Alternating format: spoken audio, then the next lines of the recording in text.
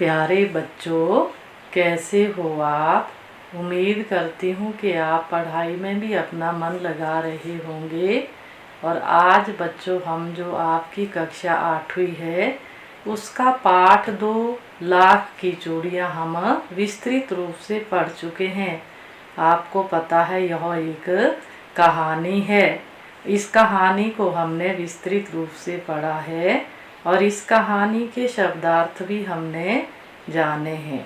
तो बच्चों, एक अच्छी समझ के लिए अब हमें कहानी को सारांश रूप में जानना जरूरी है।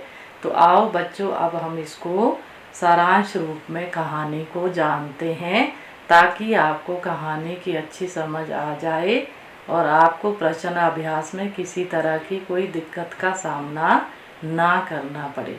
तो बच्चों, कहानी का सारांश मैं आपके सामने रखती हूँ, तो आप बच्चे इस कहानी के सारांश को ध्यान से सुनेंगे। लाख की चूड़ियाँ कहानी को लिखा है श्री कामतानाथ जी ने, जिसमें लेखक ने मशीनों द्वारा छिनते कारीगरों के रोजगार को तो दर्शाया ही है, साथ ही एक कुशल कारीगर के स्वाभिमान को भी दिखाया है। लेखक बचपन में गर्मियों की छुट्टियों में अपने ननिहाल अपने मामा के पास जाया करते थे और 1-1.5 महीना रहकर आते थे। वहाँ पर उसे बदलू नाम का व्यक्ति सबसे अच्छा लगता था, चूँकि वह लेखक को लाख की गोलियाँ देता था। वह पेशे से मनिहार यानी चूड़ियाँ बनाने वाला था। वह लाख की सुंदर सुंदर चूड़ियाँ बनाया करता था। बदलू का मकान गांव में कुछ ऊंचाई पर था, जिसके सामने नीम का पेड़ था। उसी की बगल में बनी भट्टी पर बदलू लाख पिघलाया करता था। लाख को मुंगेरियों पर चढ़ाकर वह उन्हें चूड़ियों का आकार देता था। लेखक अन्य बच्चों की तरह उसे बदलू काका कहते थे। आसपास की औरतें भी चूड़ियाँ बदलू काका से ही ले जाती थी। हालांकि वह चूड़ियों के बदले पैसे ना लेकर अनाज लिया करता था, परंतु शादी ब्याह के मौक़ों पर वह चूड़ियों का मुँह मांगा दाम लेता था। वह स्वभाव से बहुत सीधा साधा था।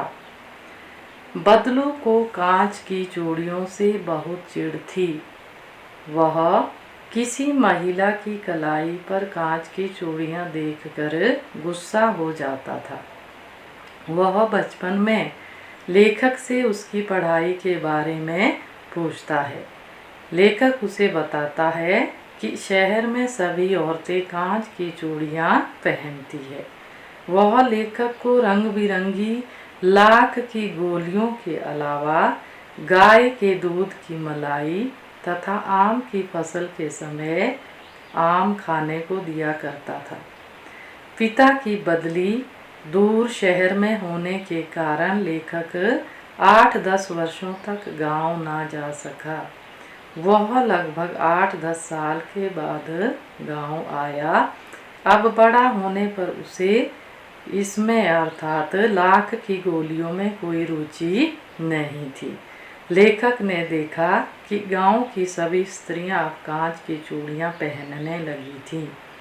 एक दिन उसके मामा की लड़की फिसलकर गिर गई और कांच की चूड़ियों के चुभने से उसकी कलाई में घाव हो गया, जिसकी मरहम पट्टी लेखक को कराने जाना पड़ा। इस घटना से उसे बदलू का ध्यान आ गया। अब लेखक बदलू से मिलने उसके घर चले गए। आज भी वह उसी नीम के पेड़ के नीचे चारपाई बिछाकर लेटा था। बदलू काका का शरीर बूढ़ा हो चुका था। उसे खांसी भी थी। बदलू ने लेखक को पहचाना नहीं। तब लेखक ने उसे अपना परिचय दिया, जिससे बदलू ने लेखक को पहचाना। बदलू की लाख की चूड़ियों का काम लगभग बंद हो गया था। उसकी गाय भी बिक चुकी थी। बदलू काका ने लेखक को बताया कि आजकल सभी काम मशीन से होते हैं।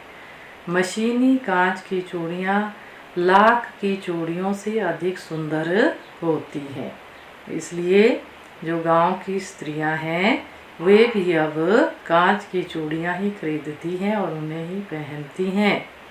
इसी बीच बदलू की बेटी रज्जो डलिया में आम ले आई।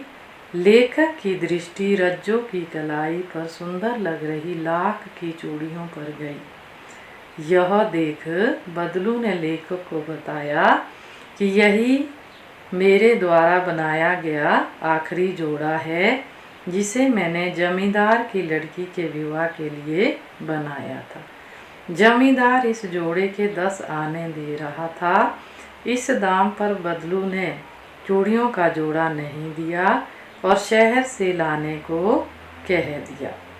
तो बदलू की इस बात को सुनकर लेखक को लगा कि अभी भी बदलू के जो अंदर है वह स्वाभिमान है और उसका व्यक्तित्व कांच की चूड़ियों की तरह जल्दी टूटने वाला नहीं था। तो ये यहाँ पे लेखक ने जो है कहानी के माध्यम से ये बताने की हमें कोशिश की है कि व्यक्ति की परिस्थितियाँ अगर प्रतिकूल हो जाएं तो उसे उन परिस्थितियों में घबराना नहीं चाहिए। विपरीत परिस्थितियों में भी अपने अंदर हमें स्वाभिमान और उत्साह को बनाए रखना चाहिए। बच्चों, आपने कहानी का सारांश रूप जाना तो ये आपको ज़रूर समझ आया होगा। अब एक अच्छी समझ के साथ आप कहानी के प्रश्न अभ्यास करने के लिए सक्षम होंगे। तो आप इस कहानी को अच्छे से मन में बिठाएंगे और सारांश रूप में गृह कार्यों के रूप में सभी बच्चे इस कहानी को अपनी कॉपी में सुंदर और साफ तरीके से लिखेंगे ताकि आपको कहानी की अच्छी समझ आ जाए और आपको अच्छे से याद हो जाए कि इसमें कौन जो है चूड़ियाँ बनाता है लाख की और कौन उनसे बातें कर रहा है। तो ये सब बातें आपको आनी ज़रूरी है क्योंकि प्रश्न अभ्यास में ये सब बातें हमें मदद करने वाली है।